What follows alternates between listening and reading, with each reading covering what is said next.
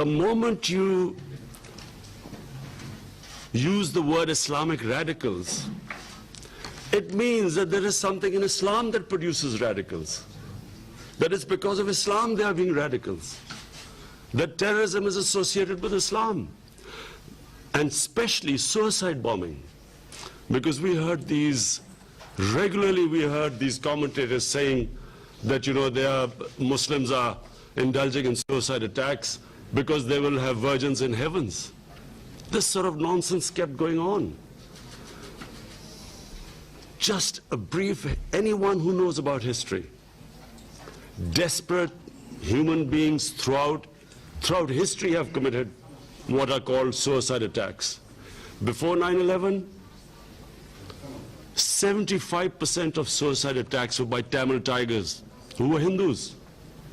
No one talked about Hinduism having anything to do with that, with the suicide attacks. And we have watched so many films of the Japanese suicide attacks on American ships at the end of Second World War. No one blamed their religion.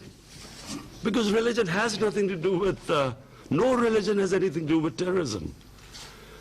Almost all terrorism is connected to politics. It's political perceived injustices that produces desperate people.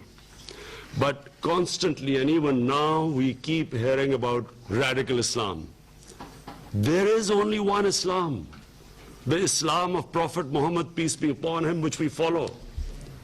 There is no other Islam. In human communities, majority are moderates, they are liberals, and on one side they are fanatics, everywhere. What about the white supremacists who walk into and kill 49 worshippers in New Zealand? What has that got to do with religion? So it's very important. This is the best forum. We must talk about it. Muslims must talk about separating terrorism with Islam. Yes, Muslim societies have fanatics, same as Christian societies, same as Jewish societies. And let's not forget that in India, extremists have taken over the country, racial extremists. So, number one, my point is that this has to be addressed. We keep hearing world leaders talk about radical Islam. It is causing, how is a man in the street in New York supposed to tell who's a radical Muslim and who's a moderate Muslim? How can anyone tell? So all Muslims are branded, Muslims are branded as fanatics, terrorists. And whenever some sort of attack goes, a terrorist attack happens in the West, first thing, every Muslim starts worrying, I hope it's not a Muslim. Because immediately we are all branded. And I remember after 9/11, I get a phone call from this Western journalist, and he said, aren't you really ashamed of what has happened? There are 1.3 billion Muslims. Am I supposed to be ashamed of what anyone does, any Muslim does? So that's number one point. Second, I have seen this since that awful man Salman Rushdie produced a book called The Satanic Verses. It was mocking, ridiculing a holy prophet, peace be upon him. And I realized, because I was playing sports at that time, and I spent a lot of my time in England, and I understand the Western mindset. People in the West could not understand the pain that it caused to the Muslim world. Because Europe especially, they do not regard religion as we Muslims regard. We live our religion.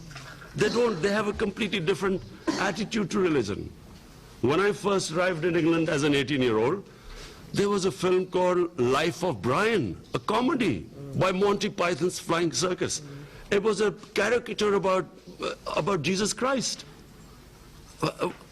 So it was the first shock to me. They don't look at the European societies particularly does not look upon religion like we do. And unfortunately, this I blame us Muslim leaders. We have not explained to the Western societies how painful it is when our prophet is maligned, mocked, ridiculed. It causes, why does it cause so much pain to us? Because the Prophet lives in our hearts. And we all know that the pain of the heart is far, far, far greater than physical pain. All we want is, and I think we should convey President Erdogan and other Muslim leaders, we should all convey to the Western leaders, especially the Western leaders, that the way, the sensitive way Holocaust is treated in the West, because it gives pain to the Jewish people. And quite rightly, it should be. The world should be sensitive to them, what gives them pain. Similarly, we want them to be as sensitive to the Muslims. When someone ridicules, blasphemes our Prophet ﷺ. And I think it's very important for communities to live together, to understand each other. And therefore, these 2 points, in my opinion, have contributed more to Islamophobia than anything else. Because every 2 or 3 years, someone in the European or US cities, someone comes up with a caricature of a prophet, peace be upon him, or this is something which is derogatory. There's a reaction amongst the Muslims. And then everyone says, look what an intolerant religion it is. Immediately, the gulf between the communities widens because they don't understand why it's causing us pain. We haven't explained to them.